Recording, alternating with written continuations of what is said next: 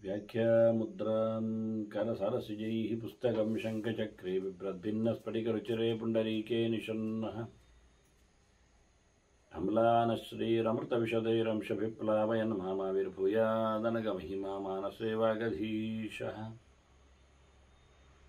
नमस्ते प्राणेश व्रणतविभवा यावनिमगाः नमः स्वामिन् रामप्रियतमनुमन् गुरुगुण नमस्तुभ्यं भीमप्रबलतमकृष्णेष्ट भगवन् नमः श्रीमन्मध्वप्रदिश सुदर्शनो जय जय श्रीगुरुभ्यो नमः। नारायणं सुरगुरुं जगदेकनाथं भक्तप्रियं सकललोकनमस्कृतं च त्रैगुण्यवर्जितमजं विभुमाद्यमीशं वन्दे भवग्रम् अमरासुरसिद्धवन्द्यं नारायणं नमस्कृत्य नरं चैव नरोत्तमं देवीं सरस्वतीं व्यासं ततो जयमुदीरये। ವೇದವ್ಯಾಸರ ಮಹಾಭಾರತದ ಚಿಂತಕರಿಗೆ ವಂದನೆಗಳು. ಶಾಂತಿ ಪರ್ವದ 405ನೆಯ ಪ್ರವಚನ. ವೃತ್ರನ ಚಿಂತನೆಯಲ್ಲಿ ಜ್ವರದ ವಿಷಯದ ಬಗ್ಗೆ ಭೀಷ್ಮರು ಧರ್ಮರಾಜನ ಪ್ರಶ್ನೆಗನುಗುಣವಾಗಿ ಹೇಳುತ್ತಾ, ಮನುಷ್ಯರಲ್ಲಿ ಬಹಳಷ್ಟದು ವಿಚಿತ್ರವಾದಂತಹ ಅಂದರೆ ಶಕ್ತಿಯುತವಾದಂತಹ ಕೆಲಸವನ್ನು ನಡೆಸ್ತದೆ ಅಂತ. ಹಾಗಾಗಿ ಮರಣೆ ಜನ್ಮನಿತತ ಮಧ್ಯೆ ಚ ಆವಿಶತೆ ನರಂ. ಮನುಷ್ಯನಲ್ಲಿ ಜ್ವರವು ಯಾವತ್ತೂ ಪ್ರವೇಶ ಮಾಡುತ್ತದೆ. ಸಾವಿನ ಹೊತ್ತಿನಲ್ಲಿ ಜ್ವರ ಬಂದಿರುತ್ತದೆ, ಹುಟ್ಟಿದಾಗ ಬರ್ತದೆ, ನಡುವೆಯೂ ಬದುಕಿನಲ್ಲಿ ಜ್ವರದ ಹಾವಳಿ ಇದೆ ಅಂತ ಹೇಳಿ, ಹಾಗಾಗಿ ಯಾವತ್ತೂ ಸಹ ಶಿವನ ಸೃಷ್ಟಿಯಾದ್ದರಿಂದ, ಶಿವನ ಶಕ್ತಿಯನ್ನು ಪಡೆದದ್ದರಿಂದ, ಸಂಹಾರಕ್ಕೆ ಅದು ಹೆಚ್ಚು ಒತ್ತು ಕೊಡುವುದರಿಂದ ಜ್ವರದಿಂದಾಗಿ ನಾಶ ಆಗಲಿದೆ. ವ್ಯಕ್ತಿ ನಾಶ ಆಗದಿದ್ದರೂ ಯಾವುದೇ ಅಂಗಾಂಗಗಳ ನ್ಯೂನತೆಗೆ ಅದು ಕಾರಣವಾಗಬಹುದು. ಹೀಗಾಗಿ ಸಂಹಾರಕಾರಕನ ಶಕ್ತಿಯಾಗಿ ಜ್ವರದ ದೇವತೆಯ ಉತ್ಪತ್ತಿ ಆಗಲಿಕ್ಕೆ ಹೋಗಿ ಅದರ ಬಗ್ಗೆ ಗಮನ ಕೊಡಿ.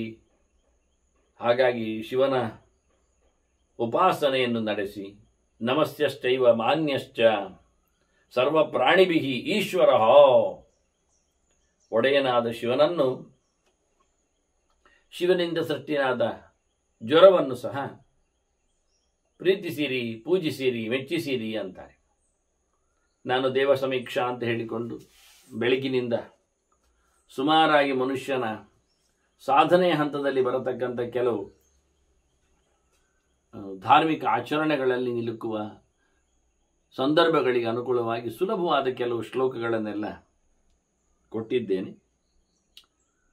ಅದರಲ್ಲಿ ಜ್ವರನ ಬಗ್ಗೆಯೂ ಒಂದು ಮಾತು ಹಾಕಿದ್ದೇನೆ.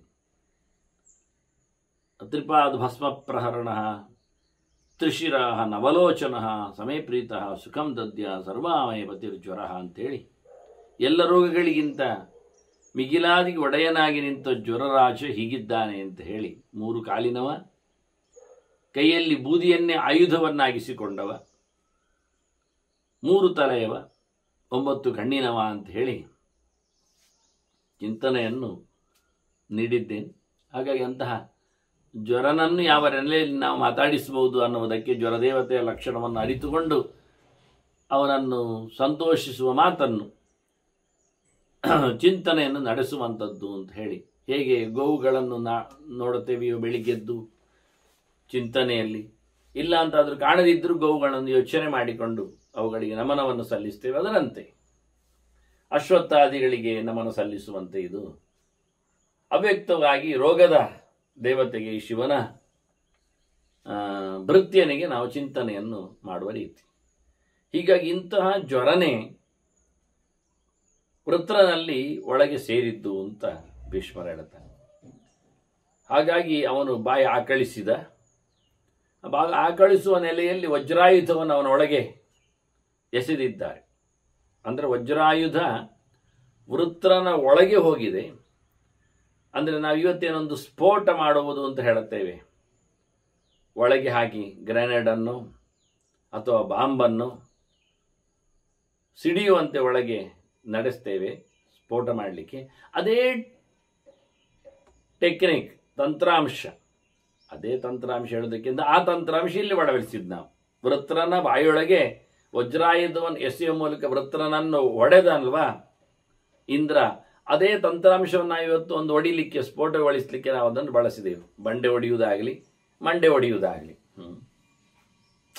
ಹಾಗಾಗಿ ದಾರಿತಶ್ಚ ವಜ್ರೇಣ ಜಗಾಮ ಪರಮಂ ಸ್ಥಾನಂ. ಹೀಗಾಗಿ ಇಂದ್ರ ಅವನನ್ನು ಹೊಡೆದಾಕಿದ. ಅವನು ಉತ್ತಮವಾದ ಗತಿಯನ್ನು ಪಡೆದಿದ್ದಾನೆ. ಯಾಕೆಂದ್ರೆ ಅವನು ವಿಷ್ಣು ಭಕ್ತನಿದ್ದಾನಲ್ವ. ಅದರ ಚರಿತ್ರೆಯನ್ನು ಭಾಗವತಿ ಹೇಳಿದೆ ಅಂತ ತಿಳಿಸಿಕೊಟ್ಟಿದೆ. ಚಿತ್ರಕೇತು ಗಂಧರ್ವನ ಚರಿತ್ರೆ ಅದು ಅಂತ. ಹಾಗಾಗಿ ಅವನು ಉತ್ತಮವಾದ ಸ್ಥಾನವನ್ನು ಪಡೆದಿದ್ದಾನೆ. ಅವನಿಗೆ ಈ ಪ್ರಕಾರದಲ್ಲಿ ಲೋಕದಲ್ಲಿ ವ್ಯಾಪ್ತಿ ಬರಲಿಕ್ಕೂ ಕಾರಣ ಪರಮಾತ್ಮನ ಒಂದು ಹಸಾದವೇ ಅಂತ ಹೇಳ್ತಾನೆ. ವಿಷ್ಣು ಭಕ್ತ್ಯಾಚತೇನೇದಂ ಜಗದ್ ವ್ಯಾಪ್ತಂ ಅಭೂತ್ ಪುರ. ಹಿಂದೆ ಎಲ್ಲ ಕಡೆ ಬೆಳೆಯುವಂತೆ ಆದದ್ದು ಅವನಿಗೆ ಭಗವಂತನ ಶಕ್ತಿಯೇ. ನತೀಗಲು ತಸ್ಮಾಚ್ಚ ನಿಹತೋ ಯುದ್ಧೇ ವಿಷ್ಣೋ ಸ್ಥಾನಮಾಪ್ತವನ್. ಶಾಪದಿಂದ ಆದ ವೃತ್ರ ಯೋಗ್ಯನಾದ ಇಂದ್ರನಿಂದ, ಅದು ಅವನ ಕೈಯಲ್ಲಿನ ವಿಷ್ಣುಪರವಾದ ಆಯುಧದಿಂದ, ವಜ್ರಾಯುಧದಿಂದ ನಾಶವನ್ನು ಪಡೆದಿದ್ದಾನೆ. ಉತ್ತಮವಾದ ಗತಿಯನ್ನು, ಭಗವಂತನ ಸ್ಥಾನವನ್ನೇ ಆತ ಸೇರಿದ್ದಾನೆ. ಹೀಗಾಗಿ ಈ ಪ್ರಕಾರವಾಗಿ ವೃತ್ರನ ಮತ್ತು ಜ್ವರನ ಚರಿತೆಯನ್ನೆಲ್ಲ ಕೇಳಿದವನಿಗೂ ಸಹ ವಿಮುಕ್ತ ರೋಗ ಸಸುಖಿ ಅಂತ ಹೇಳಿಕೊಂಡು ಭೀಷ್ಮರು ಅವನು ರೋಗ ದೂರನಾಗ್ತಾನೆ, ಸುಖಮಯನಾಗಿ ಬಾಳುತ್ತಾನೆ ಎನ್ನುವ ಫಲವಾಕ್ಯವನ್ನು ಉಲ್ಲೇಖ ಮಾಡುತ್ತಾನೆ. ಈ ಬಹಳ ಸುಂದರವಾಗಿ ಕಥೆಯನ್ನು, ಚಿಂತನೆಯನ್ನು ಹೇಳುತ್ತಾ ಇರುವವರು ಭೀಷ್ಮರು ಹೌದು. ಅವನೊಳಗೆ ಕೂತಿರತಕ್ಕ ಕೃಷ್ಣ ಎನ್ನುವುದು ಸತ್ಯ. ಕೇಳುವುದು ಧರ್ಮರಾಜನನ್ನು ಮುಂದಿಟ್ಟುಕೊಂಡು ಪಾಂಡವರು, ಇತರರು ಎಲ್ಲರಿದ್ದಾರೆ. ಆದರೆ ಈ ಪೂರ್ತಿ ಚಿಂತನೆ, ಚರಿತ್ರೆ ನಡೀತಾ ಇರುವುದು ಎಲ್ಲಿ ಕೇಳಿದರೆ, ವಾಸ್ತವವಾಗಿ ಪಾಂಡವರೆಲ್ಲ ತೆರಳಿದ ನಂತರ ಪರೀಕ್ಷಿತ ರಾಜ ಆಡಳಿತೆಯನ್ನು ಮಾಡಿ ಅವನು ಹೋದ ಬಳಿಕ ಜನಮೇಜಯ ಪಟ್ಟಕ್ಕೆ ಬರ್ತಾನ ಅವನ ಮಗ. ಜನಮೇಜಯನಿಗೆ ಬೆಳೆದಾಗ ತನ್ನ ತಂದೆ ಅವನು ಹಾವು ಕಚ್ಚಿ ಸತ್ತಿದ್ದಾನೆ ಅನ್ನತಕ್ಕಂತಹ ಚಿಂತನೆಯಲ್ಲಿ ಬೇಸತ್ತು ಸರ್ಪಸತ್ರ ಮಾಡುತ್ತಾನೆ. ಸರ್ಪಸತ್ರ ಮಾಡುವಾಗ ಅಜ್ಜ ವ್ಯಾಸರು ಇದ್ದಾರೆ, ಬಂದಿದ್ದಾರೆ. ಹಾಗೆ ವ್ಯಾಸರಲ್ಲಿ ಕೇಳುತ್ತಾನೆ, ನನಗೆ ನಿಮ್ಮ ಮಕ್ಕಳ ಚರಿತ್ರೆ, ನಮ್ಮ ಅಜ್ಜಂದಿರ ಚರಿತ್ರೆ, ಪಾಂಡವರ ಚರಿತ್ರೆ ನನಗೆ ಹೇಳಬೇಕು. ನಿಮ್ಮ ಮೊಮ್ಮಕ್ಕಳು ಪಾಂಡು, ಧೃತರಾಷ್ಟ್ರ ಎಲ್ಲವರ ಬಗ್ಗೆ ನನಗೆ ತಿಳ್ಕೊಳ್ಬೇಕು ಅಂತಂದರೆ ಪ್ರೀ ಹಿಸ್ಟ್ರಿ ಆ ಪ್ರಕಾರದಲ್ಲಿ ಅವನಿಗೆ ಆಗ ಕೇಳಬೇಕು ಅಂತ ಕೇಳುತ್ತಾನೆ.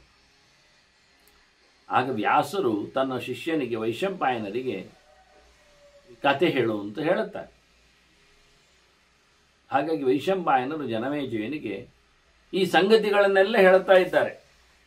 ಶಾಂತಿ ಕಾಪಾಡಲೋಸ್ತುಗ ಧರ್ಮರಾಜ ಭೀಷ್ಮರಲ್ಲಿ ಶಾಂತಿ ಪರ್ವವನ್ನು ಕೇಳುತ್ತಾ ಇದ್ದ ಎಂದು ಹೇಳುವುದು ಅವರು. ಆದರೆ ನಾವು ಪ್ರತಿ ಸತ್ಯವನ್ನು ಹೇಳುತ್ತಾನೆ ಅಂತ ಹೇಳುತ್ತಾ ಇದ್ದಿರಲಿಲ್ಲ. ಈಗ ಆ ಕತೆ ನಡೀತಾ ಇದೆ. ಆ ಕತೆ ನಡೆದಾ ಇದ್ದಾಗ ಅಲ್ಲಿ ಜನಮೇಜಯ ಮಧ್ಯದಲ್ಲಿ ಕೇಳ್ತಾನೆ ಇಷ್ಟು ಹೇಳಿದಾಗ.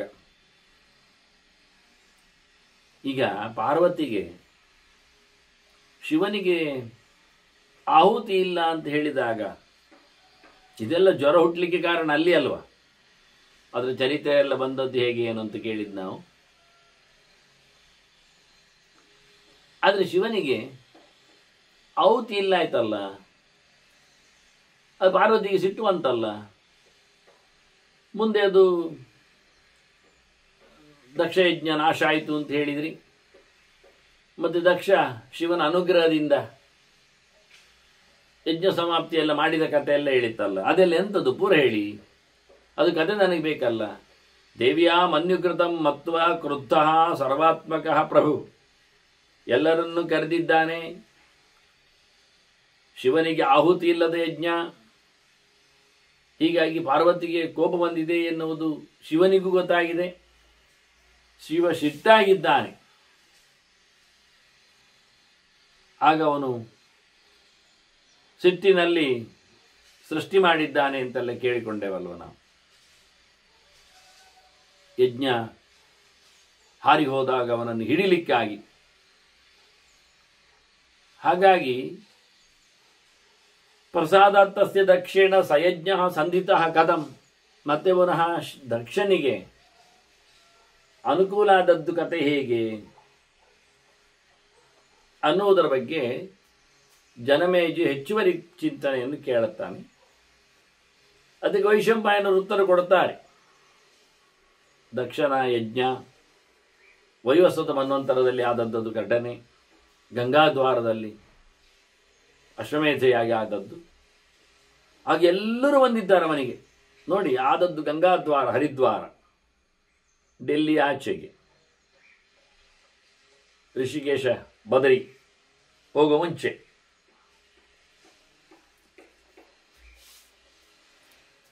ಪೃಥಿವ್ಯಾಂ ಅಂತರಿಕ್ಷೇ ಚ ಯೇ ಚ ಸ್ವರ್ಲೋಕವಾಸಿನಃ ಸರ್ವೇ ಪ್ರಾಂಜಲಯೋ ಭೂತೋಪತಸ್ತು ಪ್ರಜಾಪತಿ.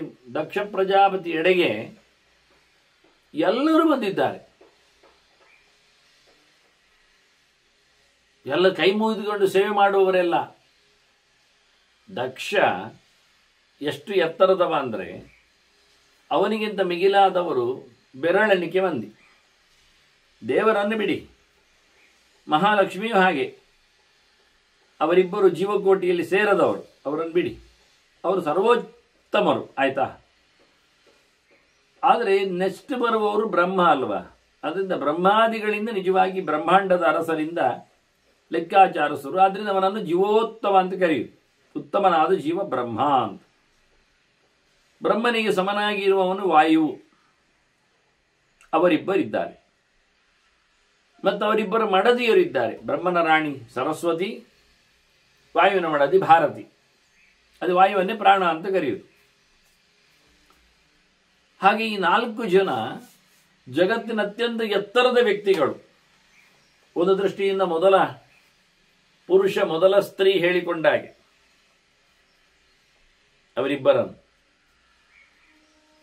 ಅವರಿಬ್ಬರು ಒಂದೇ ಅಧಿಕಾರವನ್ನು ಮತ್ತೆ ಪಡೆದವರು. ಇವತ್ತು ಯಾರು ಬ್ರಹ್ಮ ಇದ್ದಾನೆ, ಬ್ರಹ್ಮಾಂಡದ ಅರಸ ಇದ್ದಾನೆ, ಸರಸ್ವತಿಯ ಇನಿಯ, ಅವನು ಹಿಂದಿನ ಕಲ್ಪದಲ್ಲಿ ಇನ್ನೊಂದು ಬ್ರಹ್ಮನ ಆಳ್ವಿಕೆ ಇದ್ದಾಗ ಅವನು ಇದೇ ವಾತಾವರಣದ ಅಧಿದೇವತೆಯಾಗಿ, ಪ್ರಾಣನಾಗಿ, ಭಾರತೀ ರಮಣನಾಗಿ ಇದ್ದವನು. ಹಾಗಾಗಿ ಇವತ್ತಿನ ಎಲ್ಲರ ಉಸಿರಿನ ದೇವತೆಯಾಗಿ ನಿಂತವನು ಕಳೆದ ಕಲ್ಪದಲ್ಲಿ ನಿಂತವನು.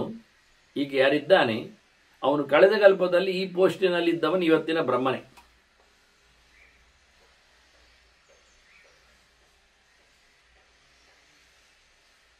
ಅಂದರೆ ಇವತ್ತು ಕಾಣತಕ್ಕಂಥ ಪ್ರಾಣ ಮುಂದಿನ ಕಲ್ಪದಲ್ಲಿ ಬ್ರಹ್ಮನಾಗಿ, ಒಡೆಯನಾಗಿ ಪಾರ್ವತ್ಯವನ್ನು ಜಗತ್ತಿನದ್ದು ನಡೆಸಿಕೊಡುತ್ತಾನೆ. ಹಿಂದೆ ಇದ್ದವರಿಗೆ ಪ್ರಾಣನಾಗಿದ್ದವ ಇವತ್ತಿನ ಬ್ರಹ್ಮ. ಇವರ ಮಡದಿಯರಿರುವರನ್ನು ಬಿಟ್ಟರೆ ಮುಂದಿನ ತತ್ವಗಳು ಗರುಡಶೇಷ ರುದ್ರರತ್. ಅದೇ ಶಿವತತ್ವ, ಸಂಹಾರ ತತ್ವ. ಅವನಿಗೂ ಡಬಲ್ ರೋಲ್. ಈಗ ಶಿವನಾದವ ಮುಂದಿನ ಕಲ್ಪದಲ್ಲಿ, ಅಂದರೆ ಮುಂದಿನ ಬ್ರಹ್ಮನ ಅರಸೊತ್ತಿಗೆಯಲ್ಲಿ ಇನ್ನೊಂದು ಬ್ರಹ್ಮ, ಅಂದರೆ ಇವತ್ತಿನ ಪ್ರಾಣ ನಾಳೆ ಬ್ರಹ್ಮನಾದಾಗ ಇವತ್ತಿನ ಶಿವ ನಾಳೆ ಶೇಷನಾಗ್ತಾನೆ, ದೇವರ ಹಾಸಿಗೆ ಆಗ್ತಾನೆ, ಬಡತಿ, ಮುಂಬಡತಿ, ದೇವರ ಹತ್ತಿರದಲ್ಲಿನ ಸೇವೆಗೆ ನೆಲವನ್ನು ಹೊತ್ತುಕೊಳ್ಳಲಿಕ್ಕೆ ಹೋಗ್ತಾನೆ. ಅವನಿಗೆ ಸಮನಾಗಿ ಇನ್ನೊಬ್ಬ ದೇವರ ಹತ್ತಿರದಲ್ಲಿ ಸೇವೆ ಮಾಡುವವ ಗರುಡ. ಅವನಿಗೆ ಡಬಲ್ ರೋಲ್ ಇಲ್ಲ, ಆದರೆ ಒಬ್ಬನೇ ಗರುಡ. ಪ್ರತಿ ಬ್ರಹ್ಮಕಲ್ಪದಲ್ಲಿ ಚೇಂಜ್ ಆಗ್ತಾನೆ. ಹೀಗಾಗಿ ಇವರು ಮೂವರು ಸಹ ಯೋಗ್ಯತೆಯಲ್ಲಿ ಸಮಾನರು. ಈಗ ಅಧಿಕಾರದಲ್ಲಿದ್ದವರು ಅವರ ಮಡದಿಯರು ಸುಪರ್ಣಿ, ವಾರುಣಿ, ಪಾರ್ವತಿಯರು.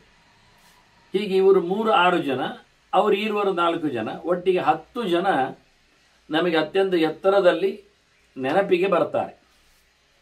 ಇವರ ನಂತರದಲ್ಲಿ ಇಂದ್ರನೇ ಶ್ರೇಷ್ಠನಾದವ. ಅವನಿಗೆ ಸಮನಾಗಿ ಮನ್ಮಥ ಕಾಮ ಇದ್ದಾನೆ, ಅವನೇ ಸ್ಕಂದ ಅಂತ ಅವನನ್ನು ಕರೀತಾರೆ. ಮತ್ತವರಿರುವರ ಮಡದಿಯರು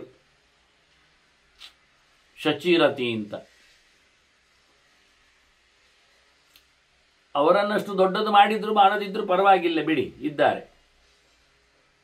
ಅದರೊಟ್ಟಿಗೆ ಇಂದ್ರನ ನಂತರದಲ್ಲಿ ಬರುವವ ಪ್ರವಾಹವಾಯು ಅಂತ, 49 ಮರುತ್ತುಗಳಲ್ಲಿ ಒಬ್ಬ ಅತ್ಯಂತ ಶ್ರೇಷ್ಠನವ.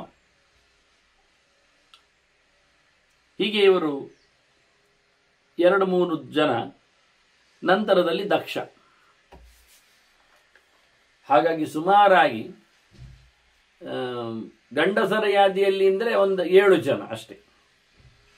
ಬ್ರಹ್ಮವಾಯುಗಳು, ಗರುಡಶೇಷರುದ್ರರು, ಇಂದ್ರಕಾಮರು ಮತ್ತೆ ಪ್ರವಾಹ ಸೇರಿಕೊಂಡ್ರೆ 8 ಜನ ದಕ್ಷನಿಗಿಂತ ಮಿಗಿಲಿದ್ದಾರೆ. ದಕ್ಷನ ಸಹದಲ್ಲಿ ಬರುವವರೆಲ್ಲ ಬೃಹಸ್ಪತಿ ಆಚಾರ್ಯರು ದಕ್ಷನ ಸಮ ಇದ್ದಾರೆ, ಸ್ವಯಂಭುವ ಮನು ಇದ್ದಾನೆ. ಹಾಗಾಗಿ ಕಾಮನ ಮತ್ತು ಇಂದ್ರನ ಮಡದಿಯವರು ಇಲ್ಲೇ ಸಿಗ್ತಾರೆ, ಸಮನಾಗಿ ಬರ್ತಾರೆ. ಅದರಿಂದ ಉತ್ತಮನು ಅಂತ ಹೇಳಲಿಕ್ಕೆ ಬರುವುದಿಲ್ಲ. ಅದಕ್ಕೆ ಗಂಡಸರು ಹೇಳಿದ್ದು ಒಂದು 8 ಜನ 10 ಜನ ಮ್ಯಾಕ್ಸಿಮಮ್ ದಕ್ಷನಿಗೆ ಕೈ ಮುಗಿಯದವರು ಅಂತ ಹೇಳ್ಬೋದು, ಕೈ ಮುಗಿಬೇಕಾಗಿಲ್ಲದವರು ಅಂತ. ಖಾಲಿ ದೇವತಾ ವೃಂದದಲ್ಲಿ ಒಂದು ಬೆರಳೆಣಿಕೆ ಮಂದಿ, ಆಗಲೇ ಮೊದಲು ಹೇಳಿದೆ, ಬೆರಳೆಣಿಕೆ ಮಂದಿ ಅಷ್ಟೇ ದಕ್ಷನಿಗೆ ಕೈ ಮುಗಿಯಲವದು. ಕೈ ಮುಗಿಯುವ ಯೋಗ್ಯತೆ ಅಂದರೆ ಕೈ ಮುಗಿಯುವುದಕ್ಕಿಂತ ಆಚೆ ನಿಂತ ದಕ್ಷನೇ ಅವರಿಗೆ ಕೈ ಮುಗಿಬೇಕು. ದಕ್ಷ ಕೈ ಮುಗಿಯುವುದಾದ್ರೆ 8-10 ಜನಕ್ಕೆ.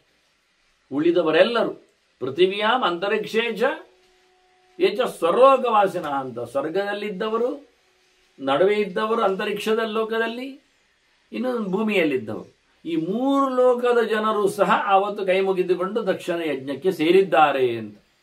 ಅಲ್ಲ, ಮೇಲಿನ ಲೋಕದವರು ಬರುವುದು ಹೇಗೆ ಕೇಳಿದರೆ ವಿಮಾನಸ್ಥ ಅಂತಾರೆ. ವಿಮಾನದಲ್ಲಿ ಬಂದಿದ್ದಾರೆ ಅವರು. ನೋಡಿ, ಆಗಲೇ ವಿಮಾನ ಎಲ್ಲ ಇತ್ತು.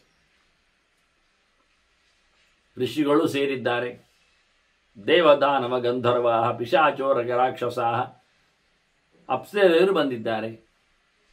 ದೇವತೆಗಳ ಮುಂಚೂಣಿಯಲ್ಲಿ ಇಂದ್ರನು ನಿಂತಿದ್ದಾನೆ. ಗಂಧರ್ವರ ರಾಶಿಯಲ್ಲಿ ನಾರದ, ಪರ್ವತ, ವಿಶ್ವಾಸು ಇವರೆಲ್ಲ ಸೇರ್ತಾರೆ. ಆದಿತ್ಯ ವಸವ ರುದ್ರ ಸಿದ್ಧ ಸಾಧ್ಯ ಸಹ ಮರುದ್ಗಣೈ. ಮತ್ತೆ ಕೇಳಲಿಕ್ಕೆ ಹೋದರೆ ಆದಿತ್ಯ ವಸವ ರುದ್ರ ಸಾಧ್ಯ ಇವರೆಲ್ಲ ಬಂದಿದ್ದಾರೆ. ಮರುತ್ತುಗಳು ಇವರೆಲ್ಲ ಬಹಳ, ಅಷ್ಟವಸುಗಳು, 12 ಆದಿತ್ಯರು, ಅದರಲ್ಲಿ ಒಬ್ಬ ವಿಷ್ಣುವೇ, 11 ರುದ್ರರು ಎಲ್ಲ ಸೇರಿದ್ದಾರೆ. ಸಾಧ್ಯರು 10 ಸಾಧ್ಯರು.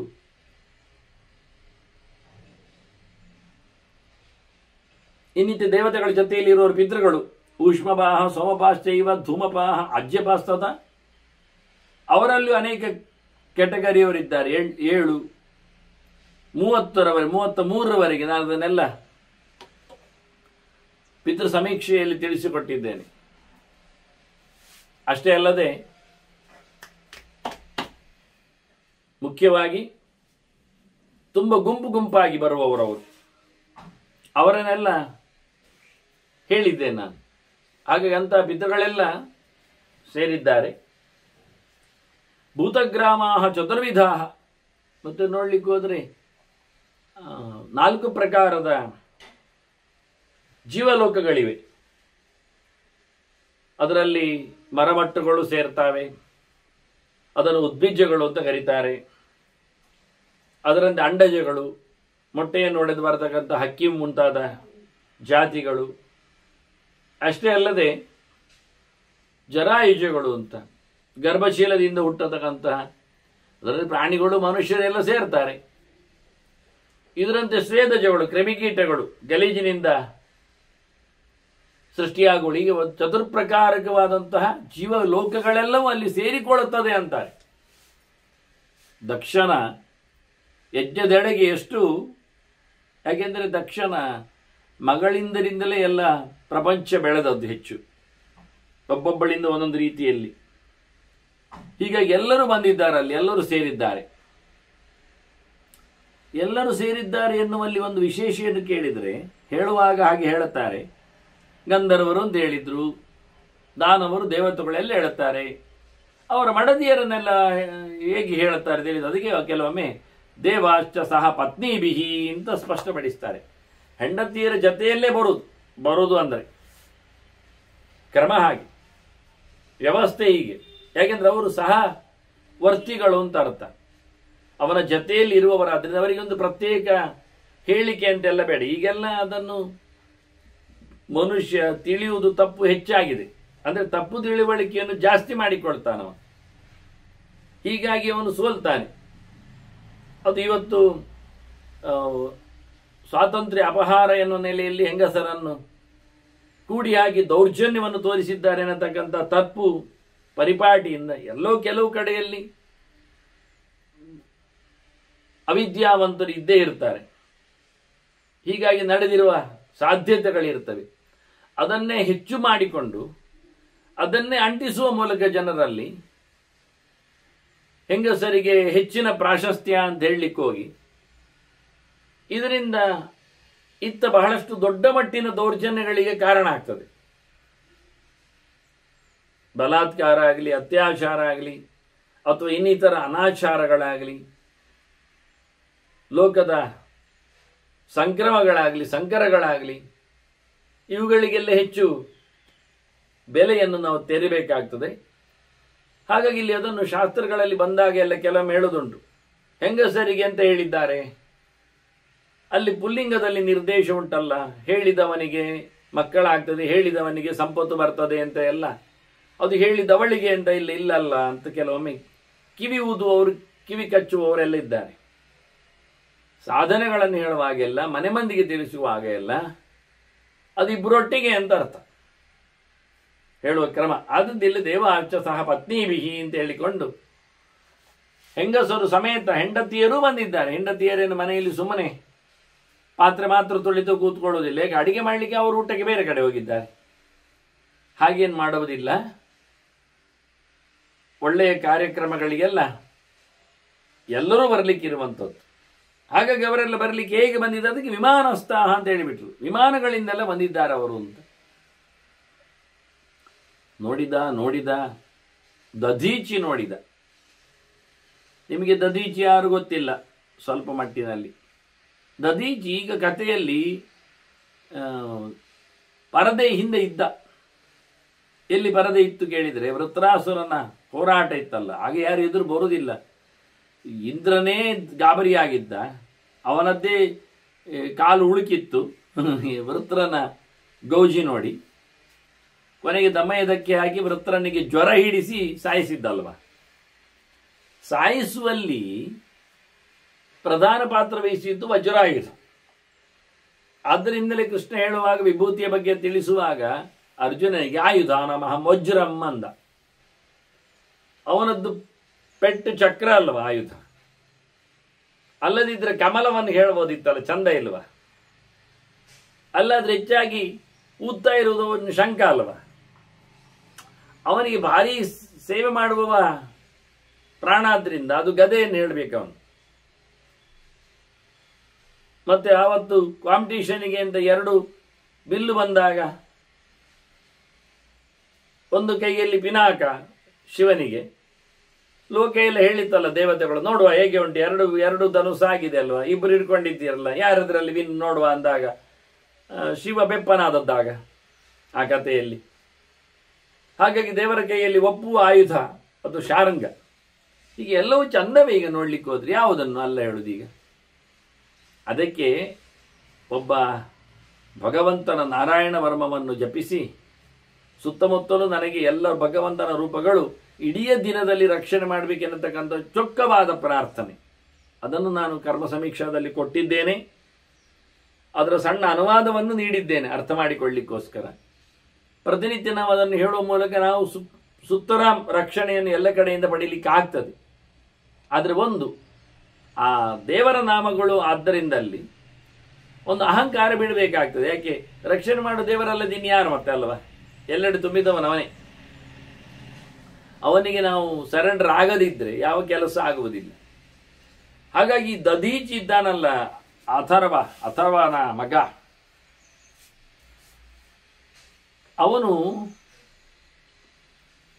ಈ ಕಪಿಲನ ಮಗಳಂದಿರಲ್ಲಿ ಮದುವೆ ಆಗಿಕೊಳ್ಳುವುದರಲ್ಲಿ ಅವನಿಗೂ ಬಂದಿತ್ತಾಗ. ಮರೀಚಿ, ಅತ್ರಿ, ಅಂಗಿರಸ್ಸು, ಪುಲಸ್ತ್ಯ, ಪುಲಹ, ಕ್ರತು, ಭೃಗು, ವಸಿಷ್ಠ, ಅಥರ್ವ ಅಂತ ಕಪಿಲನ ನಾರಿಯರಲ್ಲಿ ವಿವಾಹವಾಗಿಕೊಂಡಿರತಕ್ಕಂಥ ನವ ಪ್ರಜಾಪತಿಗಳಲ್ಲಿ ಅಥರ್ವ ಸೇರಿರ್ತಾನೆ. ಅದರಲ್ಲಿ ಹುಟ್ಟಿ ಬಂದವ ದಧೀಚಿ ಇದ್ದಾನೆ, ದಧ್ಯಂಗ ಅಥರ್ವಣ. ಅವನಿಗೆ ನಾರಾಯಣ ವರ್ಮ ಜಪ ಮಾಡಿ ಮಾಡಿ ಮಾಡಿ ಅದ್ಭುತವಾದ ಸಾಧನೆಯನ್ನು ನಡೆಸಿಕೊಂಡದ್ರಿಂದ ಅವನ ಎಲುಬು ಸಹ ಅದು ವಿಷ್ಣುಮಯ ಆಗಿ ಹೋಗಿದೆ. ಅಷ್ಟು ಸಿದ್ಧಿ. ಹಾಗಾಗಿ ಕೊನೆಗೆ ವೃತ್ರನ ಸಂಹಾರಕ್ಕೆ ಏನು ಆಯುಧ ಅಂತ ನೋಡಿದರೆ ದೇವರ ಮಂತ್ರ ಜಪದ ಸಿದ್ಧಿಯೇ ಆಯುಧ ಆಗಿತ್ತು. ಅದು ದಧೀಚಿಯಲ್ಲಿತ್ತು. ಹಾಗಾಗಿ ದಧೀಚಿಯನ್ನೇ ಹೀಗೆ ಬಾಣದಲ್ಲಿ ಬಿಸಾಡುವುದು ಚಂದ ಅಲ್ಲ, ಅವನ ಬಾಯೊಳಗೆ ಆಗುವುದು ಸಮ ಅಲ್ಲ. ಅದಕ್ಕೆ ದಧೀಚಿ ಹತ್ರ ಹೋಗಿ ಕೇಳಿ ನಿನ್ನ ಬೆನ್ನೆಲುಬು ಬೇಕು ಅಂತ ಹೇಳಿ ಅದರಿಂದ ತಯಾರಿಸಲಿಕ್ಕೆ ಉಂಟು ವಿಶ್ವಕರ್ಮನಿಂದ ಆಯುಧ ಅಂತ ಹೇಳಿ ಆಯಿತು ಅಂತವ ಕೊಟ್ಟ. ಬೆನ್ನೆಲುಬು ಕೊಡಲಿಕ್ಕೆ ಬರ್ತದ ಹಾಗೆ ತೆಗೆದು? ಇಲ್ಲ, ಸಾಯಬೇಕು. ಸತ್ತ. ಯೋಗದಿಂದ ತನ್ನ ದೇಹವನ್ನು ಸಮರ್ಪಿಸಿಕೊಂಡ, ಸುಟ್ಟುಕೊಂಡ, ಆಯುಧವನ್ನು ಅದರ ಬೆನ್ನೆಲುಬಿನಿಂದ ಆಯುಧವನ್ನು ದೇವತೆಗಳು ಮಾಡಿ ವೃತ್ರನನ್ನು ಸಂಹಾರ ಮಾಡಿ. ಈ ದಧೀಚಿ ಹಾಗಾದರೆ ನೋಡಿ ಶಿಸ್ತಿನ ಕತೆ. ದಧೀಚಿ ಇದನ್ನು ಆಕ್ಷೇಪ ಮಾಡಿದ್ದಾಗ ವೃತ್ರಾಸುರನ ಸಂಹಾರಕ್ಕಿಂತ ಮೊದಲಿನ ಕತೆ ಇದು. ಇದು ಸಮ ಇಲ್ಲ ಅಂದ. ಎಲ್ಲ ದಕ್ಷಿಣ ಯಜ್ಞಕ್ಕೆ ಜನ ಬರುವುದು ನೋಡಿ ಯಾರೋ ಒಂದು ಬರಲಿಲ್ಲಲ್ಲ ಅಲ್ಲಿ, ಅದನ್ನು ಗಮನಿಸಿಕೊಂಡಾಗ ದಧೀಚಿ ಹೇಳ್ತಾನೆ, ನಾಯಂ ಯಜ್ಞ ನಮಾಧರ್ಮ ಯತ್ರ ರುದ್ರೋ ನೈಚ್ಯತೆ. ಎಲ್ಲಿ ರುದ್ರದೇವರಿಗೆ ಆಹುತಿ ಇಲ್ಲದೆ ಯಜ್ಞ ಆಗ್ತದ ಅದು ಯಜ್ಞವೇ ಅಲ್ಲ, ಇದು ಧರ್ಮ ಅಲ್ಲ ಅಂತಾನ, ಕೂಗ್ತಾನವ, ಹೇಳ್ತಾನವ. ಒದಬಂಧಂ ಪ್ರಪನ್ನಾವೈ ಕಿನ್ನು ಕಾಲಸ್ಯ ಪರ್ಯಯ. ಏನು ಸಾಯ್ಲಿಕ್ಕೆ ಹೋಗ್ತೀರಾ? ಇದು ಸಾವು ನೋವಿನ ಕತೆ. ರುದ್ರಯಾಗ ಇಲ್ಲ ಅಂತಾದ್ರೆ, ರುದ್ರಯಾವತ್ತು ಇಲ್ಲ ಅಂತಾದ್ರೆ ನೀವು ಸಿಕ್ಕಿಬೀಳ್ತೀರಿ, ಸಾವಿನಲ್ಲಿ ಸಿಕ್ಕಿಬೀಳ್ತೀರಿ. ಎಂತ ಮಾಡುದಿದು? ಇದು ಕಾಲದ ಕತೆ. ಕಾಲ ಚೆನ್ನಾಗಿ ಆಗಲಿಲ್ಲ. ಈಗ ಸಮಯ ಇಲ್ಲದ್ದು. ಇದು ಸರ್ವ ಸಂಹಾರಕನಾದ ಕಾಲರೂಪನ ಭಗವಂತನ ಇಚ್ಛೆ. ಉಪಸ್ಥಿತಂ ಭಯಂ ಘೋರಂ. ಭಯಂಕರ ಹೆದರಿಕೆ ಆಗ್ತಾ ಉಂಟು. ಏನೋ ದೊಡ್ಡ ದುರಂತ ಆಗ್ತದೆ. ನಬುದ್ಯಂತಿ ಮಹಾಧ್ವರೆ. ಬಹಳ ದೊಡ್ಡ ಮಟ್ಟಿನ ಯಜ್ಞದಲ್ಲಿ ಜನ ದಡ್ಡರಾಗಿದ್ದಾರೆ. ಈಗ ತಿಳ್ಕೊಳ್ಳುತ್ತಾ ಇಲ್ಲ. ಹೆದರಿಕೆ ಉಂಟಾಗಿದೆ, ಹೆಚ್ಚು ಕಡಿಮೆ ಆಗ್ತದೆ ಅಂತಾನೆ ಕೂಗ್ತಾನವ. ಇವರು ದಡ್ಡರಾಯ್ತಲ್ಲ, ನೆನಪು ಮಾಡಿಕೊಳ್ಳುವುದಿಲ್ಲಲ್ಲ, ಏನಿದು ಅಂತ ಹಾಗೆ ಧ್ಯಾನದಲ್ಲಿ ನೋಡ್ತಾನೆ ದಧೀಚಿ. ಅಂತರಿಂದ್ರಿಯದಲ್ಲಿ ದರ್ಶನ ಮಾಡ್ತಾನೆ. ಶಿವನನ್ನು, ಪಾರ್ವತಿಯನ್ನೆಲ್ಲ ನೋಡ್ತಾನೆ. ಎಲ್ಲರೂ ಒಂದೇ ಅಭಿಪ್ರಾಯದಲ್ಲಿ ಕೂತಿದ್ದಾರೆ. ಅದು ಅವನಿಗೆ ಬಹಳ ಕಸಿವಿಸಿ ಅನಿಸಿದೆ. ಇವನಿಗೆ ಹೇಳುವ ಗೆರೆಗಳಿಗೆ ಯಾರು ಸ್ಪಂದಿಸ್ತಾ ಇಲ್ಲ, ಯಾರು ಸೇರ್ತಾ ಇಲ್ಲ. ಏಕ ಮಂತ್ರಸ್ತುತೆ ಸರ್ವೇ. ಎಲ್ಲರಿಗೂ ಒಂದೇ ಅಭಿಪ್ರಾಯ. ಶಿವನಿಗೆ ಊಟ ಇಲ್ಲ, ಆಹುತಿ ಇಲ್ಲ, ಪೂಜೆ ಇಲ್ಲ, ಪುನಸ್ಕಾರ ಇಲ್ಲ. ಏನೇಶಃ ನ ನಿಮಂತ್ರಿತ. ಕರೀಲೂ ಇಲ್ಲ, ಯಾರು ಕೇಳುವುದಾನೇ ಇಲ್ಲ, ಕಲಿಯುವುದೇ ಇಲ್ಲ. ಅವರನ್ನು ಕರೀಲಿಲ್ಲ ಅಲ್ವಾ? ಅವರನ್ನು ಕರೀಲಿಲ್ಲ, ನಮ್ಮನ್ನು ಕರೆದಿದ್ದಾರಲ್ಲ, ಎಲ್ಲರೂ ಬಂದಿದ್ದಾರೆ. ಅವನನ್ನು ಕರೀಲಿಲ್ಲ ಅಂತ ಹೇಳಿಕೊಂಡು ಯೂನಿಟ್ಟಿನಲ್ಲಿ ಬರುವುದಿಲ್ಲ ಹೇಳಿ ಯಾರು ಕೇಳಲಿಲ್ಲ ನೋಡಿ. ಇದೇ ಒಗ್ಗಟ್ಟಿಲ್ಲ ಹೇಳುದು. ಯಾರು ಯೋಗ್ಯನಿದ್ದಾನೆ ಅವನನ್ನು ಕರೀಲಿಲ್ಲ ಅಂದ ತಕ್ಷಣ ನಾವು ಬರುವುದಿಲ್ಲ ಹೇಳಬೇಕೋ ಬೇಡ? ಇವರು ಒತ್ತಡ ಆಗ್ಬೇಕು ಬೇಡ ಕರೀಲಿಕ್ಕೆ ಅಂತ. ದೊಡ್ಡ ಮಟ್ಟಿನ ಪರ್ಯಾಯೋತ್ಸವದಂತಹ ಕರ್ಮಾಂಗಗಳನ್ನೆಲ್ಲ ನಡೆಸ್ತೇವೆ. ಬರಲಿಕ್ಕೆ ಹೇಳುವುದರಲ್ಲಿಯೂ ನಾಚುತ್ತೇವೆ, ಬರುವುದಿಲ್ಲದರಲ್ಲಿಯೂ ಅವರು ಪಟ್ಟಿಡ್ಕೊಳ್ತಾರೆ. ಯಾರ ಬೂಟು, ಯಾರ ಅಹಂಕಾರ, ಯಾರ ದರ್ಪ, ಎಲ್ಲಿ ರಾಗದ್ವೇಷಗಳು? ನಾನು ಕೆಲವೊಮ್ಮೆ ಯೋಚನೆ ಬರುವುದುಂಟು. ಈ ಮೋಕ್ಷದ ಬಾಗಿಲ ಎಡೆಯಲ್ಲಿ ಹೋಗುವಾಗ ಮತ್ತೆ ಪುನಃ ಹಾಟ್ ವೇಸ್ಗಳೆಲ್ಲ ಉಂಟಾ, ಇನ್ಫ್ಲುಯೆನ್ಸ್ ರೋಡ್ ಉಂಟಾ, ಮತ್ತೆ ಅಲ್ಲಿ ಎಲ್ಲ ಒಟ್ಟಿಗೆ ಹೋಗುವಾಗ ಯಾರು ತಾಗಬಾರ್ದು, ಬರಬಾರ್ದು, ನೋಡಬಾರ್ದು, ಕಾಣಬಾರ್ದು ಎಲ್ಲ ಬರ್ತದ. ಅಲ್ಲೆಲ್ಲ ಎಲ್ಲ ರಾಗದ್ವೇಷಗಳು, ಅಸೂಯೆಗಳಿಗೆಲ್ಲ, ಅಲ್ಲಿ ಸ್ಪರ್ಧೆಗಳಿಗೆಲ್ಲ ಜಾಗ ಇಲ್ಲ. ಅಲ್ಲಿ ಅಂಥವರಿಗೆ ಮೋಕ್ಷ ಇಲ್ಲ.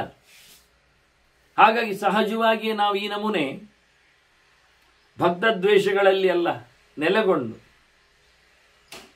ಯಾವುದೋ ಒಂದು ಎಲ್ಲರಲ್ಲಿಯೂ ಯಾವುದೇ ಪ್ರಕಾರವಾದಂಥ ಏನೋ ಒಂದುಗಳು ಇರ್ತಾವೆ ಅಂದ ತಕ್ಷಣ ಅವುಗಳು ಒಟ್ಟಿಗೆ ಬೆಳೆಯುವುದು ಬೇಡ, ಅವುಗಳನ್ನು ಒಟ್ಟಿಗೆ ಬೆಳೆಸುವುದೂ ಬೇಡ. ಅದ್ರ ವ್ಯಕ್ತಿಗಳಿಗೇನಿದ್ರೆ ಆದರ್ಶಗಳಿಗೆ ಎಲ್ಲಿದೆ ಬೆಲೆ? ವೃತ್ರಾಸುರನಲ್ಲಿ ಇರತಕ್ಕಂತಹ ಆ ವಿಷ್ಣು ಧರ್ಮ ಅದಕ್ಕೆ ಇಂದ್ರನೇ ಕೊಲ್ಲಿಕ್ಕೆ ಹಿನ್ನೇಟಾಗ್ತಿದ್ದ. ಏ ಅವನು ದೇವರ ಸುದ್ದಿ ಮಾತಾಡ್ತಾನೆ ಮಾರ, ಹೇಗೆ ಹೊಡೆಯುದು? ಅವ ಹೇಳ್ತಾ ಇದ್ದಾನು, ಹೊಡಿ ಮಾರಾಯ, ನೀನು ಹೊಡಿಲಿಕ್ಕೆ ಬಂದವ, ನಾನು ಸಾಯಲಿಕ್ಕೆ ಬಂದಿದ್ದೇನೆ ನಿನ್ನಲ್ಲಿ. ನಿನ್ನ ಪೌರುಷ ಆಗಲಿ ಹೇಳುತ್ತಾನೆ. ದೇವರ ಸಂಕಲ್ಪದಂತೆ ಆಗ್ತದೆ, ಎಲ್ಲರೂ ದೇವರ ಗೊಂಬೆಗಳು ಹೇಳ್ತಾನೆ. ಇವನಿಗೆ ಆ ದೇವರ ಸುದ್ದಿಯನ್ನೆಲ್ಲ ಕೇಳುವಾಗ ಹೊಡಿಲಿಕ್ಕೆ ಆಗ್ತಾ ಇಲ್ಲ. ನಾವು ನೋಡಿದ್ದೇವೆ ಇಂದ್ರನನ್ನು ಎಷ್ಟೆಲ್ಲ ಋಷಿಗಳು ಜನರು ಎಲ್ಲ ಸೇರಿಕೊಂಡು ಓಡಿ ಓಡಿ ಅಂತ ಹೇಳ್ತಾ ಇರುವಂಥದ್ದು, ಇಂದ್ರನನ್ನು ಪ್ರೋತ್ಸಾಹಿಸುವಂಥದ್ದು, ಪುಸಲಾಯಿಸುವಂಥದ್ದು. ಆದರೆ ಅವನ ಒಳಗಿನ ತುಡಿತ, ಆ ದ್ವಂದ್ವ, ಆ ಭಗವಂತನ ಎಚ್ಚರದಲ್ಲಿದ್ದವರ ಮೇಲೆ ಕೈ ಹಾಕಿಸುವ, ಸಂಹರಿಸುವ ಒಂದು ಅವನಲ್ಲಿ ತಾಕಲಾಟ, ಅದು ಅವನಿಗೆ ಮಾತ್ರ ಗೊತ್ತು. ಹಾಗಾಗಿ ಇಲ್ಲಿ ದಧೀಚಿ ಇವರೆಲ್ಲ ಒಟ್ಟು ಸೇರಿಕೊಂಡು ಒಂದೇ ಅಭಿಪ್ರಾಯದಿಂದ ಕರೆಯದ ಶಿವನ ಬಗ್ಗೆ ಯೋಚನೆಯೇ ಮಾಡಿಕೊಳ್ಳದೆ ಹೇಗೆಯೇ ಸೇರ್ತಾರೆ. ತಸ್ಮಾತ್ ದೇಶಾದ ಅಪಕ್ರಮ್ಯ ದಧೀಚಿ ವಾಕ್ಯಮಬ್ರವೀತ್. ಈಚೆ ಬಂದ ದಧೀಚಿ, ನಾನು ಇಲ್ಲಿ ಬೇರೆ ನಿಂತಿದ್ದೇನೆ ಹೇಳಿದ. ನಾನು ಬಂದವನು ಕಂಡುಕೊಂಡೆ ಇದನ್ನು, ಹಾಗಾಗಿ ನನಗಿದ್ದು ಇಷ್ಟ ಇಲ್ಲ ಅಂತ ಹೇಳಿಕೊಳ್ಳುವ ಹಾಗೆ ಹೊರಗೆ ನಿಂತ ಸಮುದಾಯದಿಂದ ಹೇಳ್ತಾನೆ. ದೊಡ್ಡ ಮಾತು ಹೇಳ್ತಾನೆ.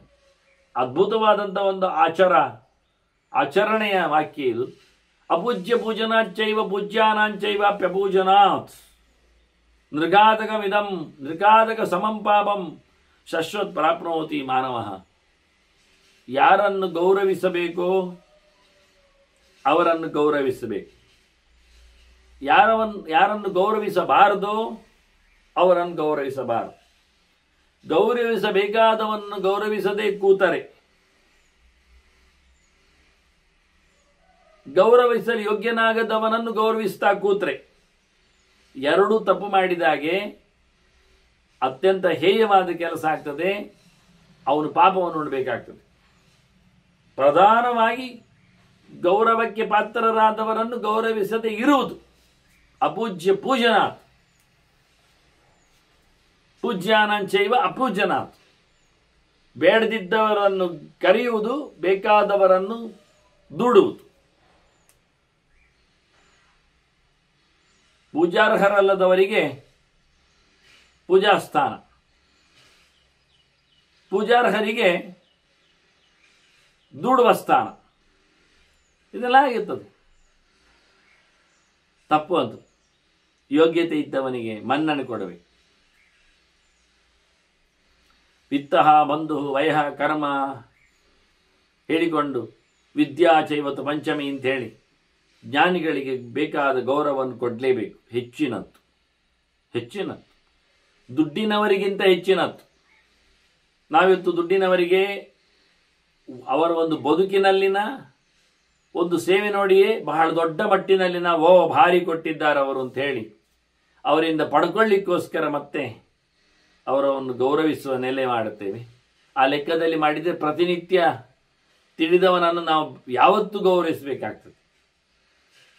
ಇರಲಿ ಬಿಡಿ. ಇಲ್ಲಿ ರುದ್ರನ ಬಗ್ಗೆ ಬಹಳ ಚಂದವಾದ ಮಾತು ಹೇಳ್ತಾನೆ. ಪೂಜಾರ್ಹನಿದ್ದಾನೆ ರುದ್ರ, ಅವನನ್ನು ಗೌರವಿಸಲಿಲ್ಲ ಇವ. ಆದ್ರಿಂದ ಒಂದು ದೃಷ್ಟಿಯಿಂದ ಕೊಲೆ ಮಾಡಿದ ಹಾಗೆ ಗೌರವಯುತನಾದವನನ್ನು, ಅಂತಹ ಪಾಪಕ್ಕೆ ಸೇರಿದವರೆಲ್ಲ ಭಾಗಿಗಳಾಗ್ತಾರೆ. ಆಗ ಮನುಷ್ಯ ಖಂಡಿತವಾಗಿ ಪಾಪವನ್ನು ತಿಂತಾನೆ. ನಾನು ಸುಳ್ಳು ಹೇಳಿದ್ದಲ್ಲ ಇದು ಅಂತಾನೆ. ಅನುತಮ್ ನೌಕ್ತಪೂರ್ವಮ್ಮೆ ನಾಚ ಭಕ್ಷ್ಯೆ ಕದಾಚ. ನಾನು ಹಿಂದೆ ಹೇಳಿದ್ದು ಇಲ್ಲ, ಇನ್ನು ಹೇಳುವುದೂ ಇಲ್ಲ. ನಾನು ಸುಳ್ಳು ಹೇಳುವುದಿಲ್ಲ, ಇದು ನನ್ನ ಮಾತು ಸುಳ್ಳಲ್ಲ. ಅದಕ್ಕೆ ಅವನು ಇಂಟ್ಯೂಷನ್ ಅಲ್ಲಿ ಹೋಗಿ ನೋಡಿದ್ದೆ ಅಂತದ್ದು ಅಂತ ಕತೆ. ಏನೋ ಭಯಾನಕವಾದ ಪರಿಸ್ಥಿತಿ ಉಂಟಾಗ್ತದೆ ಕಂಡಿದೆ ಅವನಿಗೆ. ಪ್ರೆಡಿಕ್ಟ್ ಮುಂದೆ ಆಗುವುದನ್ನು ನೋಡಿದ್ದಾನವ. ಅದಕ್ಕೆ ಹೇಳ್ತಾ ಇದ್ದೇನೆ, ನಾನು ಸುಳ್ಳು ಹೇಳುವುದಲ್ಲ, ನಾನು ಸತ್ಯವೇ ಹೇಳುತ್ತಾ ಇದ್ದೇನೆ. ದೇವತಾನಾಂ ಋಷೀಣಾಂಚ ಮಧ್ಯೆ ಸತ್ಯಂ ಬ್ರವೀಮ್ಯಹಂ. ನಾನು ಆಣೆ ಮಾಡಿ ಹೇಳುತ್ತಾ ಇದ್ದೇನೆ, ದೇವತೆಗಳ ಆಣೆಗೂ ಋಷಿಗಳ ಆಣೆಗೂ. ನೋಡು ನಾನು ಎಲ್ಲಿದ್ದೇನೆ, ಇಲ್ಲಿ ಯಾರ ಹತ್ತಿರ ನಾನು ಹೇಳುವುದು? ನನಗೆ ಗೊತ್ತುಂಟು ಯಾರ ಹತ್ರ ಹೇಳುವುದು. ನಾನು ಮನುಷ್ಯರನ್ನು ಬೆಟ್ಟು ಮಾಡಿಕೊಂಡು ಹೇಳುತ್ತಾ ಇಲ್ಲ, ನಾನು ಋಷಿಗಳನ್ನು ಮಾತಾಡಿಸ್ತಾ ಇದ್ದೇನೆ. ಅವರಿಗೆ ಜ್ಞಾನ ಇದೆ, ತ್ರಿಕಾಲ ದರ್ಶನ ಇದೆ, ಮುಂದೆ ಆಗುವುದು ಗೊತ್ತಿದೆ ಅವರಿಗೆ. ಯಾರು ಗುರುಗಳು, ಯಾರು ಗೌರವ, ಏನೆಲ್ಲ ಅರ್ಥ ಆಗಿದೆ. ಇನ್ನು ದೇವತೆಗಳು ದೇವರನ್ನು ಕಂಡವರೆ, ಅವರಿಗೂ ಅರ್ಥ ಆಗಿದೆ. ಅದರಿಂದ ದೇವತೆಗಳ ಋಷಿಗಳ ನಡುವೆ ಹೇಳುತ್ತಾ ಇದ್ದೇನೆ ನಾನು ಈ ಗೆರೆಯನ್ನು. ಅವರ ನಡುವೆ ನಾನು ಶಬ್ದ ಮಾತಾಡೋದು, ನಾನು ಸತ್ಯ ಹೇಳ್ತಾ ಇದ್ದೇನೆ. ಆಗ್ತದೆ, ಹೆಚ್ಚು ಕಡಿಮೆ ಆಗ್ತದೆ, ಶಿವನನ್ನು ಬದಿಗಿಡಬೇಡಿ ಅಂತ. ಖಂಡಿತವಾಗಿಯೂ ಬರುವ ಶಿವನನ್ನು ನೋಡುತ್ತೇನೆ ಅಂದವ ಧ್ಯಾನದಲ್ಲಿ ಕಂಡದ್ದು ಕೇಳು. ಆಗತಂ ಪಶು ಭರ್ತಾರಂ ಸ್ರಷ್ಟಾರಂ ಜಗದಪ್ಪದಿಂ ಅದ್ವರೇಹಿ ಅಗ್ರಭೋಕ್ತಾರಂ ಸರ್ವೇಶಾಂ ಪಶ್ಯತಪ್ರಭಂ. ನೋಡ್ರಿ ಅಂತಾನವ. ಎದುರಲ್ಲಿ ನೋಡಿ, ಬರುವುದು ನೋಡಿ. ಶಿವ ಬರ್ತಾನೆ ಖಂಡಿತವಾಗಿಯೂ ಅಂತಾನಿವ. ಯಾರು ಬರುವುದು? ಪಶುಪತಿ ಬರುವುದು. ಪಶು ಭರ್ತಾರಂ, ಅವನ ಇನ್ನೊಂದು ಶಬ್ದ ಪಶುಪತಿ ಶಬ್ದವನ್ನು ಪಶು ಭರ್ತ ಅಂತ ಮಾಡಿದ. ಪತಿ ಶಬ್ದವನ್ನು ಪಾಲನೆ ಅಂತ ಅರ್ಥ ಮಾಡಿಕೊಳ್ಳದೆ ಗಂಡ ಅಂತ ಅರ್ಥದಲ್ಲಿಯೇ ಮಾಡ್ತಾನೆ. ಭರಣೆ ಮಾಡಿದ್ದು ಪಾಲನೆ ಮಾಡಿದ್ದು ಎರಡು ಒಂದೇ ಶಬ್ದ ಅಲ್ಲ. ಭರ್ತ ಶಬ್ದಕ್ಕೆ ಪಾಲನೆ ಅಂತಲೇ ಅರ್ಥವೇ. ನೀವೇನು ಪಶುಯಾಗ ಮಾಡ್ತೀರಿ ಯಜ್ಞದಲ್ಲಿ, ಹಯಮೇಧ ಇದು ಅಶ್ವಮೇಧ ಇದು, ಕುದುರೆ ಪಶು ಅಲ್ವಾ? ಎಲ್ಲ ಪಶುಗಳ ಒಡೆಯ ಯಾರು? ಶಿವ ಅಲ್ವಾ? ಬರ್ತಾನೆ ನಿಮ್ಮ ಯಜ್ಞದಲ್ಲಿ. ಪಶುಬಲಿಯನ್ನು ಸ್ವೀಕಾರ ಮಾಡಲಿಕ್ಕೆ ಅವನೇ ಬರು. ಮೊದಲಿಗೆ ಪಶುಬಲಿಯನ್ನು ತಗೊಳ್ಳುದವ. ಇದು ಯಜ್ಞ. ಅಧ್ವರ ಶಬ್ದ ಯಜ್ಞವೂ ಹೌದು, ಮತ್ತೆ ಹೋರಾಟವೂ ಹೌದು. ಹೋರಾಟದಲ್ಲಿ ಈಗ ಮೊದಲು ತಿಂತಾನೆ ಯಾರನ್ನು? ದಕ್ಷನನ್ನೇ. ಇಲ್ಲಿ ಮೊದಲು ಯಾರಿದ್ದಾನೆ? ಮುಂಚೂಣಿಯಲ್ಲಿ ಯಾರಿದ್ದಾನೆ? ಯಜ್ಞದಲ್ಲಿ ಯಜಮಾನ ಯಾರು? ಅವನ ಇವತ್ತು ಕೊನೆ ಆಗ್ತದೆ. ಇಡೀ ಜಗತ್ತಿನ ಒಡೆಯವ, ನಿಯಮಗಳನ್ನೆಲ್ಲ ನಡೆಸಿಕೊಟ್ಟವವ, ಯಜ್ಞದ ಸೃಷ್ಟಿಕರ್ತನೆ ಅವ ಇದ್ದಾಗ ನಾಶ ಮಾಡಲಿಕ್ಕೆ ಆಗದೆ ಇರ್ತಾನ? ನೋಡಿ, ಎಲ್ಲರ ಎದುರು ಬರ್ತಾನೆ. ಈಗ ಅವನು ಸಮರ್ಥ ಇದ್ದಾನೆ. ದಕ್ಷ ಆಗ ಹೇಳ್ತಾನೆ, ಎಂಥದು ಮಾರಾಯ, ಸಂತಿನೋ ಬಹವೋ ರುದ್ರಾಹ ಶೂಲಹಸ್ತಾಹ ಕಪರ್ದಿನ. ನಮಗೆ ಎಷ್ಟು ಜನ ರುದ್ರರಿಲ್ಲವ? ಎಂತ ಬರ್ತಾನೆ? ಎಲ್ಲ ಬಂದಾಗಿದೆ. ಏಕಾದಶ ಸ್ಥಾನಗತಃ, 11 ರುದ್ರರು ಸೇರಿ ಆಯ್ತಲ್ಲ, ಇನ್ನೆಂಥದ್ದು? ಎಲ್ಲ ಶೂಲ ಹಿಡ್ಕೊಂಡವರೇ, ಎಲ್ಲ ಕಪರ್ದಿಗಳೇ. ನಾನು ನೋಡಿದ್ದೇನೆ ಮಾರ. ನಾಹಂ ವೇದ್ಮಿ ಮಹೇಶ್ವರಂ, ನನಗೆ ಗೊತ್ತಿಲ್ಲ ಮಾರಾಯ ನಿನ್ನ ಶಿವ ಅಂತಾನೆ. ನೋಡಿ, ನಿಜವಾಗಿ ಏಕಾದಶ ರುದ್ರರು ವಿಷಯ ಸತ್ಯ. ಕಶ್ಯಪನಿಂದ ಹುಟ್ಟಿದವರು, ವಸುಗಳ ಹಾಗೆ. ಅಥವಾ ಭೂತಾಂಗಿರ ಕೃಷಾಶ್ವೇಶ್ವೇವ ಅಂತ ಹೇಳಿಕೊಂಡು ಅಂಗಿರಸ ಋಷಿಗಳಿಂದ ಬಂದದ್ದಲ್ಲಿ ಪಡೆ. ಭೂತ ಎನ್ನುವರು ಹುಡುಗಿಯಲ್ಲಿ ಹುಟ್ಟಿದ್ದು, ದಕ್ಷಿಣದ್ದೇ ಮಗಳಂದಿರಲ್ಲೇ ಬಂದವು. ಅದನ್ನು ದಕ್ಷ ಹೇಳ್ತಾರೆ, ನನಗೊತ್ತಿಲ್ವ ಸೃಷ್ಟಿ ಅಂತ. ನನ್ನ ಮಕ್ಕಳಲ್ವಾ? ರೈವತ, ಓಜ, ಭವ, ಭೀಮ, ವಾಮ, ಉಗ್ರ, ವೃಷಾಕಪಿ, ಅಜೈಕಪಾತ, ಅಹಿರ್ವತ್ಯ, ಬಹುರೂಪ ಅಂತ. ಮತ್ತೆ ಮಹಾದೇವ ಅದು ಹೇಳಲಿಲ್ಲ ಇವ. ನೋಡಿ, ನಾಗವೇದ್ವಿ ಮಹೇಶ್ವರಂ ಅಂದ, ಕೊನೆಯವನನ್ನು ಹೇಳುವುದಿಲ್ಲ. 10 ಬೇರಳು ಮಾಡಿಸಿದ. ನನಗೆ ಗೊತ್ತನ್ನು ಮಾರಾಯ. 11 ಜನ ಅಂದ. 11 ಜನ ಕಡೆಯವನೇ ಅವನೇ.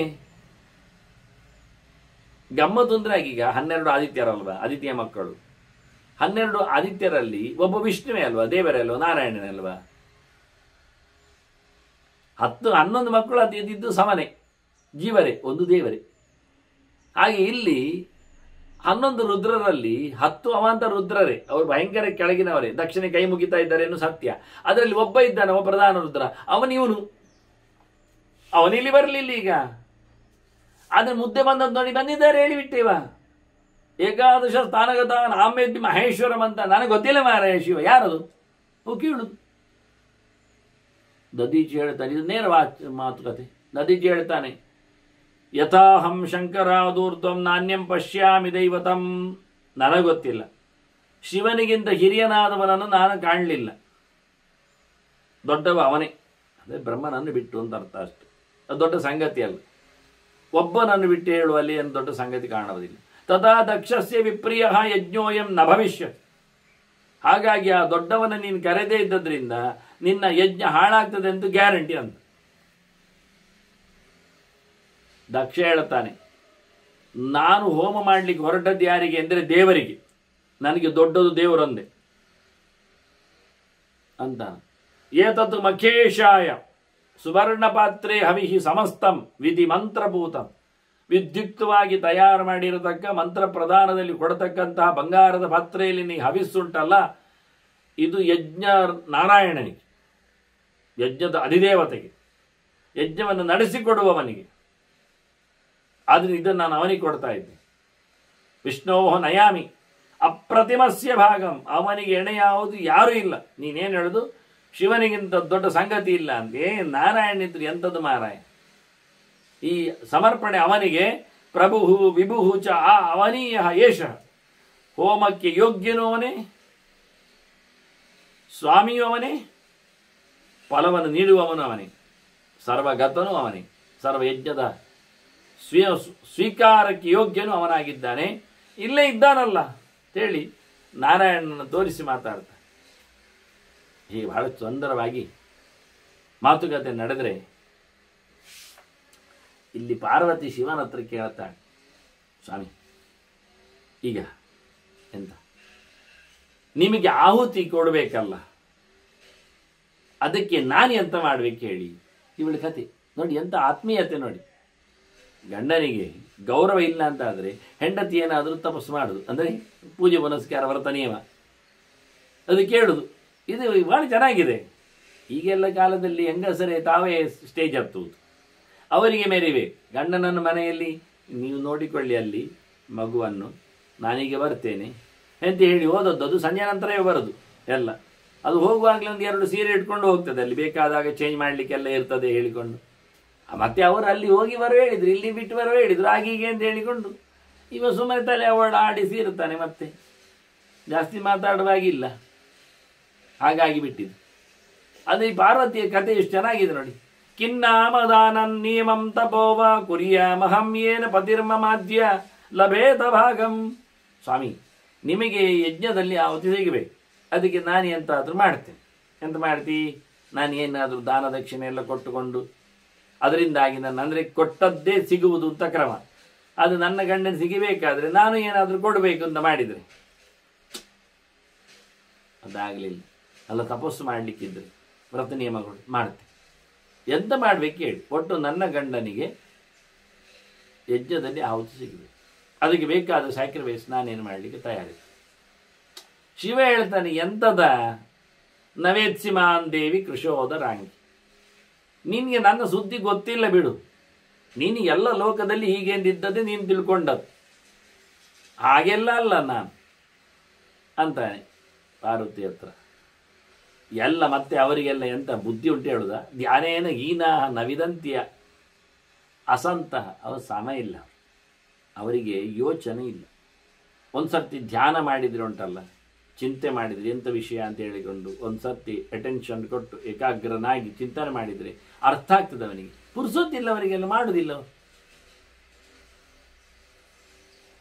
ಎಲ್ಲಂದ್ರೆ ಎಲ್ಲರೂ ಲೋಕಾಹ ತ್ರಯಃ ಸರ್ವತ ಏವ ಮೂಢಾಹ, ಎಲ್ಲರೂ ದಡ್ರೆ ಆಯ್ತಾ ಅಂದ್ಬಿಟ್ಟೇವ. ಶಿವ ನನ್ನ ಬಗ್ಗೆ ಚೆನ್ನಾಗಿ ತಿಳ್ಕೊಂಡೇ ಇಲ್ಲ ಅವರು. ಅಲ್ಲ, ಅಷ್ಟೆಲ್ಲ ಯಜ್ಞ ಎಲ್ಲ ದೊಡ್ಡ ಮಟ್ಟಿನಲ್ಲಿ ಆಗ್ತದೆ ಮಾರೆ, ಎಲ್ಲ ದಡ್ರು ಹೇಳಿದ್ರೆ ಆಗ್ತದ? ಇಲ್ಲ, ಅವರೆಲ್ಲ ನನ್ನನ್ನೇ ಸ್ತೋತ್ರ ಮಾಡ್ತೇನೆ. ನಿನ್ಗೆ ಗೊತ್ತಿಲ್ಲ, ಮಾಮಧ್ವರೇ ಶಂಸಿತಾರಸ್ತುವಂತಿ ರತಂತರಂ ಸಾಮಗಾಶ್ಚೋಪಗಾಂತಿ ಮಾಂ ಬ್ರಾಹ್ಮಣ ಬ್ರಹ್ಮವಿದೋ ಯಜಂತೆ ಮಾಮಧ್ವರ್ಯವಃ. ವಾಸ್ತವವಾಗಿ 4 ಪ್ರಕಾರದಲ್ಲಿಯೂ ಉಯಂತೇಚ ಮಾಮಧ್ವರ್ಯವಃ, ಅಧ್ವರಿಗಳು ಆಹುತಿ ಕೊಡುವುದು ನನಗೆ, ಸಾಮಗರು ರತಂತ್ರ ಸಾಮದಲ್ಲಿ ಕೊಂಡಾಡುವುದು ನನ್ನನ್ನೇ, ಋತ್ವಿಜರು ಸ್ತೋತ್ರ ಮಾಡುವುದು ಮಂತ್ರ ಎತ್ತುವುದು ಋಗ್ವೇದಿಗಳು ಅದು ನನ್ನನ್ನೇ, ಮತ್ತೆ ಇವರು ಬ್ರಾಹ್ಮಣಾಚಂಸಿ ಬ್ರಾಹ್ಮಣರು ಅಂದರೆ ಅಥರ್ವೇದ ತಜ್ಞರು ಅವರು ಸಹ ನನ್ನನ್ನೇ ಚೆನ್ನಾಗಿ ತಿಳ್ಕೊಂಡಿದ್ದಾರೆ. 4 ವೇದದ ತಜ್ಞರು ನನ್ನ ಬಗ್ಗೆ ಚೆನ್ನಾಗಿ ತಿಳ್ಕೊಂಡಿದ್ದಾರೆ. ಅವರು ನನಗೆ ಆಹುತಿ ಕೊಡ್ತಾರೆ. ಮಾಮಧ್ವರ್ಯಾವಹ ಭಾಗಂ ಹುಯಂತೆ, ಆಹುತಿ ಎಲ್ಲ ಕೊಡ್ತಾರೆ. ನಿನಗೆ ಗೊತ್ತಿಲ್ಲ, ಕೊಡುವುದಿಲ್ಲ, ತಿಳ್ಕೊಂಡಿರ್ತೀವಿ. ಎಲ್ಲರಿಗೂ ಚೆನ್ನಾಗಿ ಅರ್ಥ ಆಗಿದೆ. ಆದರೆ ಲೋಕದ ಜನರಿಗೆ ಪೆದ್ದುತನ ಅಡರಿದೆ, ಅಜ್ಞಾನ ಕವೆದಿದೆ ಹೇಳಿಕೊಂಡು ಬಹಳ ಸುಂದರವಾಗಿ ಪಾರ್ವತಿಯಲ್ಲಿಯೂ ಸಹ ತನ್ನ ಮಾತನ್ನು ಮಾಡ್ತಾನೆ, ಹೇಳುತ್ತಾನೆ. ಹೀಗೆ ಮುಂದಿನ ಚಿಂತನೆಯ ಬಗ್ಗೆ ಶಿವನ ಮತ್ತು ಪಾರ್ವತಿಯ ಮುಂದೆ ಇವರ ದಕ್ಷಿಣ ಯಜ್ಞದ, ಅಂದರೆ ಅವಳು ಎಲ್ಲರಿಗೂ ಗೊತ್ತಿಲ್ಲ ಅಂತ ಹೇಳಿದ ಒಂದು ಗೆರೆಯನ್ನು ಎತ್ತಿಕೊಳ್ಳುತ್ತಾಳೆ.